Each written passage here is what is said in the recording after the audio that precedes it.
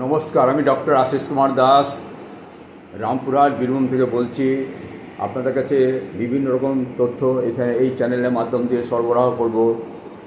আজ আমি আপনাদের নিবেদন করছি, মন ও শরীরকে ভালো রাখতে গেলে আপনাকে শরীর চর্চা করতে হবে।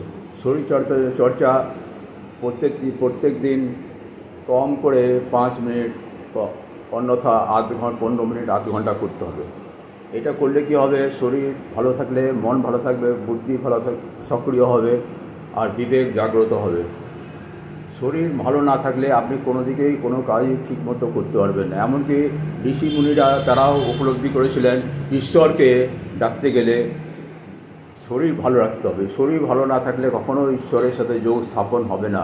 সেই জন্য তারা যোগ ব্যায়ামের প্রচলনটা চালু করেছিলেন ঋষি মুনিরা। তো আমি বলছি যে যত রকম পৃথিবীতে ব্যায়ামের প্রক্রিয়া আছে তার মধ্যে যোগব্যায়াম হচ্ছে অন্যতম, এবং যোগব্যায়ামের মধ্যে শীর্ষাসন হচ্ছে শ্রেষ্ঠতম। আজ আপনাদের কাছে আমি একটু শীর্ষাসনটা করে দেখাচ্ছি, একটু আপনারা দেখার চেষ্টা করুন।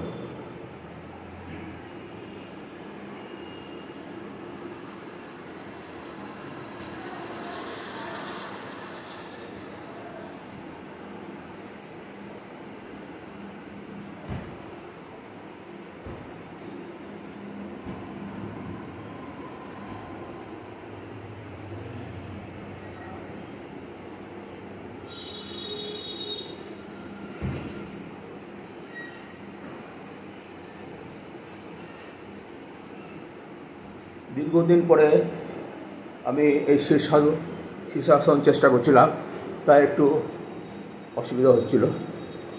যাই হোক, নিয়মিত একটু করলে ঠিকমতো হবে। ধন্যবাদ সবাইকে। আপনারা দেখলে তার জন্য আমি খুশি।